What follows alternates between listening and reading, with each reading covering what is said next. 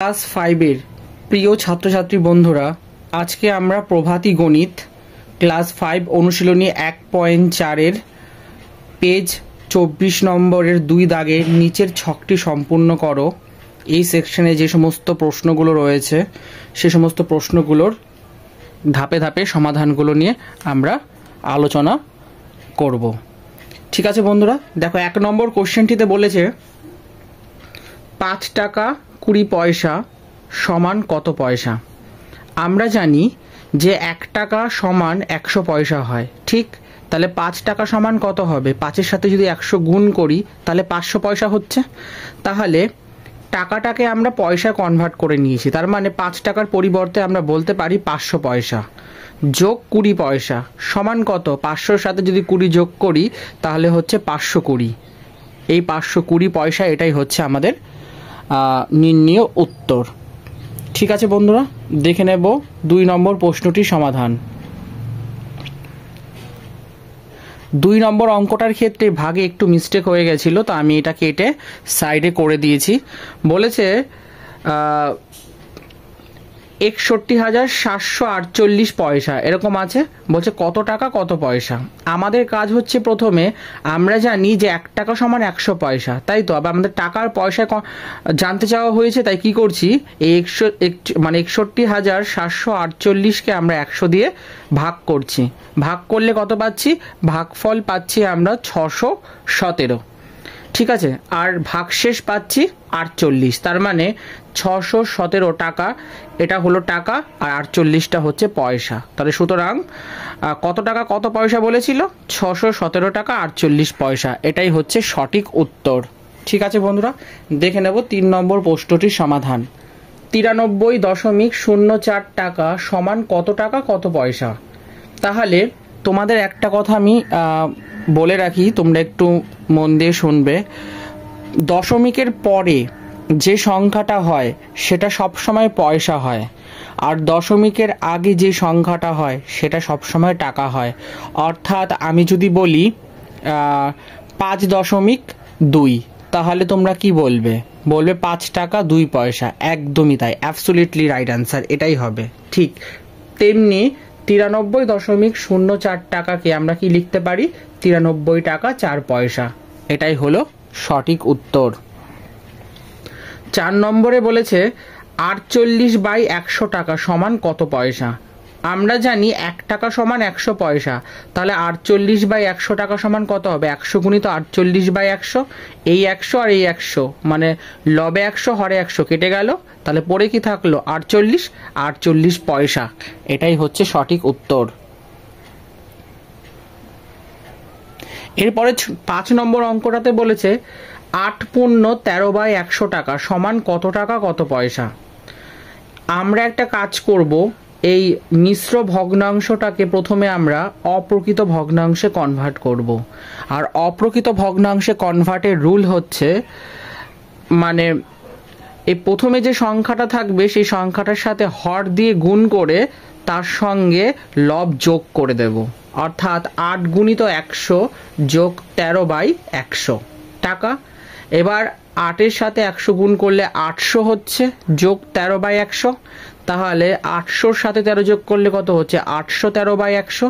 এবার 813কে যদি আমরা 100 দিয়ে ভাগ করি দেখবে 8 টাকা 13 পয়সা, এটাই হচ্ছে সঠিক উত্তর। আমি প্রত্যেকটা অঙ্ক তোমাদেরকে ধাপে ধাপে সলভ করে দিচ্ছি। তোমরা যদি পরীক্ষার সময় অঙ্কগুলোকে প্র্যাকটিস করে মানে ঠিকঠাক করে পরীক্ষার খাতায় করে আসতে পারো, আমি 100% শিওর তোমরা ভালো রেজাল্ট তো করবেই এবং ফুল মার্কস বলে বলে তোমরা ক্যারি করতে পারবে। ঠিক আছে বন্ধুরা, দেখে নেব 6 নম্বর প্রশ্নটির সমাধান। 6 নম্বরে কি বলেছে? 6 নম্বর অঙ্কটাতে বলেছে যে 426 টাকা সমান কত পয়সা। 1 টাকা সমান যদি 100 পয়সা হয় তাহলে 426 টাকা, তার মানে 100-র সাথে 426 গুণ হবে, তার মানে কত হচ্ছে? 42,600 পয়সা, এটাই হলো সঠিক উত্তর। 7 নম্বরে বলেছে, দেখো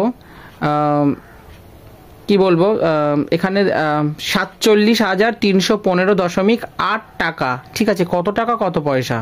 তাহলে এই উত্তরটা কি হবে? 47,315 টাকা হবে আর 8 পয়সা। কেন কি পয়েন্টের পরে 8 রয়েছে। আর আমি তোমাদেরকে আগেই বলেছি 3 নম্বর অঙ্কটার ক্ষেত্রে যদি কোনো একটা সংখ্যা দশমিকে থাকে তাহলে দশমিকের বাম দিকের সংখ্যাটাকে বলা হচ্ছে টাকা আর ডান দিকের সংখ্যাটাকে বলা হচ্ছে পয়সা। তার মানে এখানে পয়েন্টের পরে কত রয়েছে? 8, তার মানে 8 পয়সা। বোঝা গেল বন্ধুরা? দেখে নেব 8 নম্বর প্রশ্নটির সমাধান। কি বলেছে দেখো, এত বড় একটা পয়সা রয়েছে, বলছে কত টাকা কত পয়সা।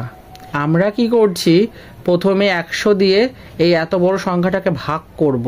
ঠিক আছে, ভাগ করলে আমরা ভাগফল পাচ্ছি।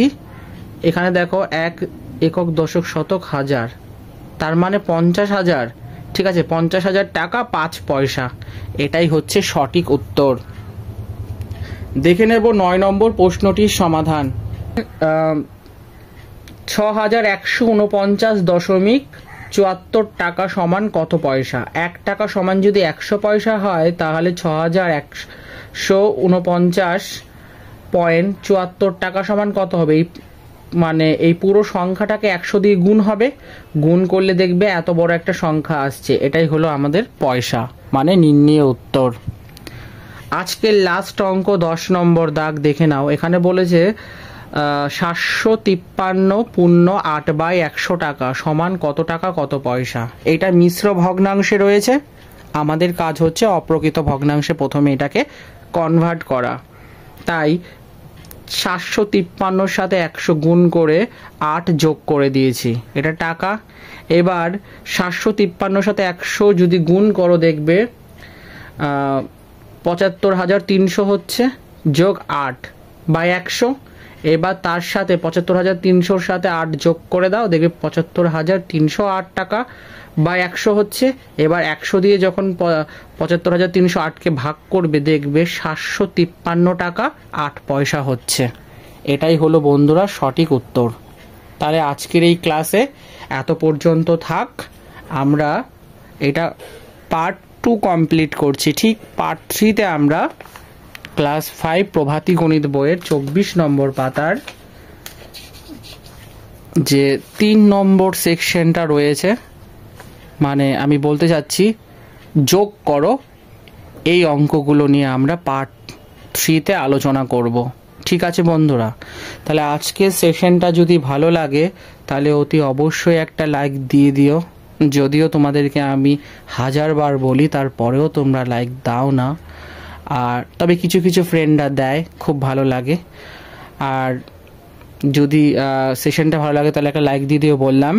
আর প্রতিনিয়ত এরকম প্রভাতী গণিত বইয়ের অনুশীলনীগুলোর সমাধান পেতে চ্যানেলটাকে সাবস্ক্রাইব করে পাশে থাকো এবং সাপোর্ট করো। কোনো রকম প্রশ্ন বা ডাউট হলে তোমরা অতি অবশ্যই আমাকে কমেন্টে জানাতে পারো।